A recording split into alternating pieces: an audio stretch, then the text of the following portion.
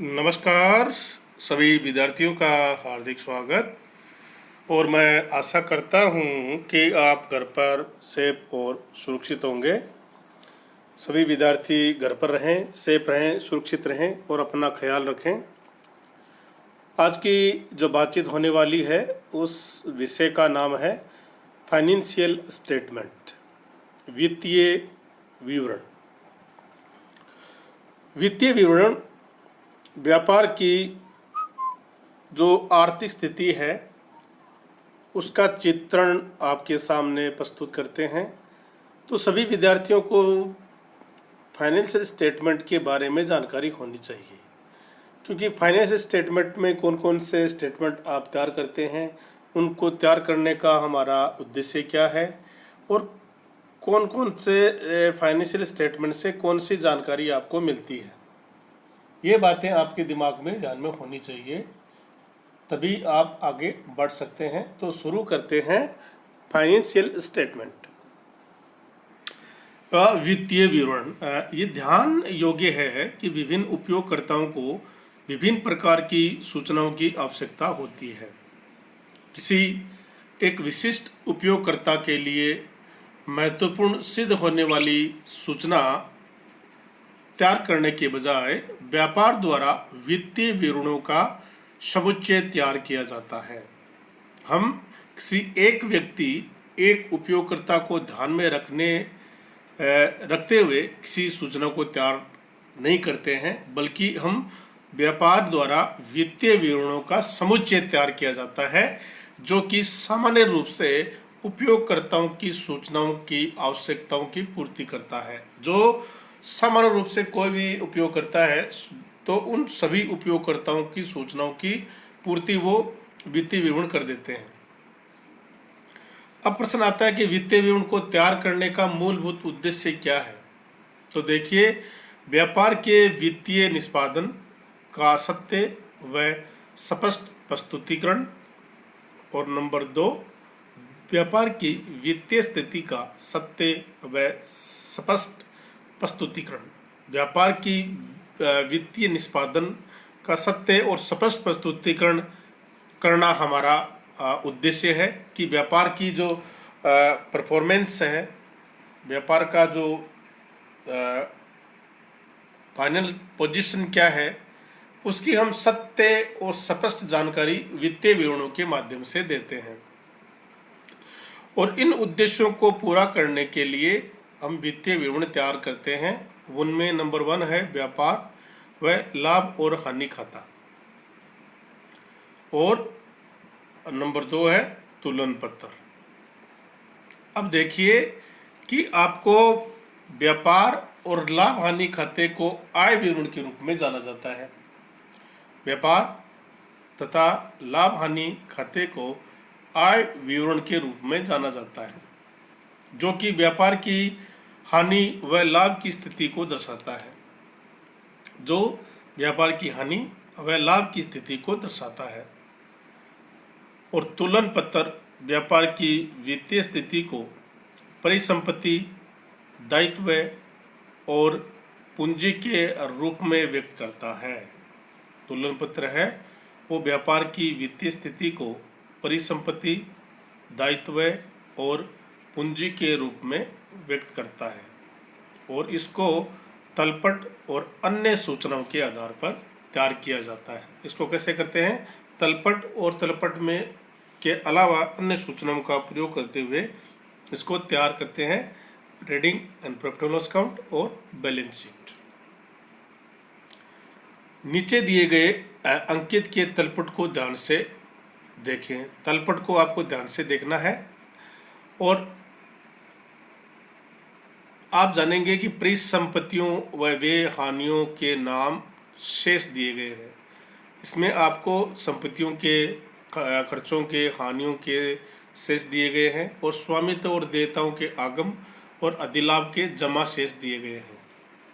अंकित का यह तलपट पूर्व अध्ययन में प्रयोग किया गया है, यानी पहले भी इसको प्रयोग किया जा चुका है, जिसका वित्तीय विवरण बनाने की प्रक्रिया को आपको समझाएंगे कि मतलब वित्तीय विवरण किस प्रकार से इसको तैयार करते हैं।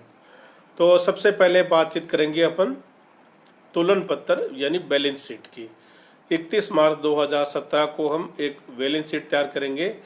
तो बैलेंस शीट में आपको ध्यान में क्या रखना है कि जैसे सबसे पहले रोकड़ है। रोकड़ एक प्रकार से परिसंपत्ति है, तो इसको नाम शेष लिख देंगे। इसके बाद में है पूंजी, जो 12,000 रुपये की है, वो स्वामित्व है, ये इसको जमा शेष में लिखेंगे। बैंक आपकी परिसंपत्ति है 5,000 रुपये। विक्रय आगम है, इनकम है आपकी 1,25,000, इसलिए इसको जमा कर दिया है। मजदूरी आपके लिए खर्चा है, इसलिए 8,000 इसको नाम कर दिया है। लेनदार देयता है, इसलिए आपको 15,000 जमा कर दिया है।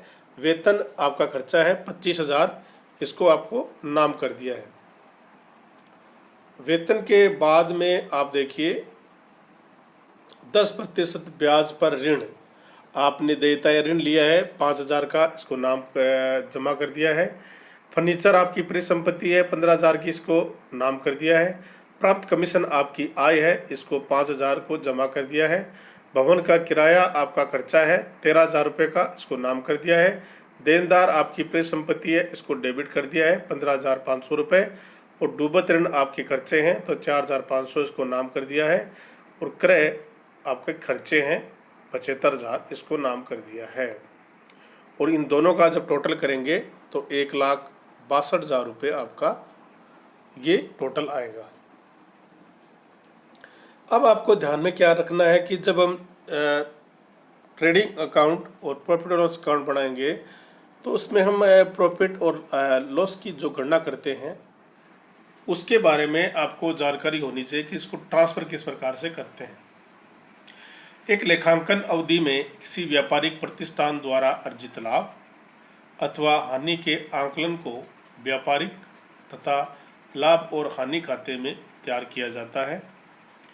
इसको हम व्यापारिक तथा लाभ और हानि खाते में तैयार किया जाता है। वास्तव में ये व्यापार के आगम और व्यय की समीक्षा होती है। इसमें हम व्यापार की आय कितनी है और व्यापार की व्यय कितनी है, इसकी समीक्षा होती है और निवल लाभ हानि की गणना को प्रदर्शित करता है। नेट प्रॉफिट कितना है, इसकी गणना को ये प्रदर्शित करता है।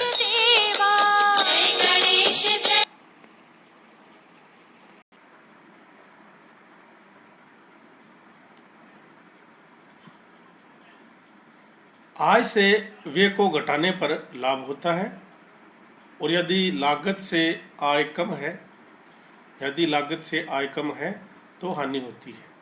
व्यापारिक लाभ और हानियों के खाते में एक लेखांकन अवधि में निष्पादन की समीक्षा होती है कि जो लाभ या हानि हो रही है उसकी समीक्षा करते हैं। इसे प्राप्त करने के लिए तलपट से व्यय और आयों के जो आय है, इनकम है, उनके शेष को व्यापारिक और लाभ और हानि खाते में स्थानांतरित किया जाता है।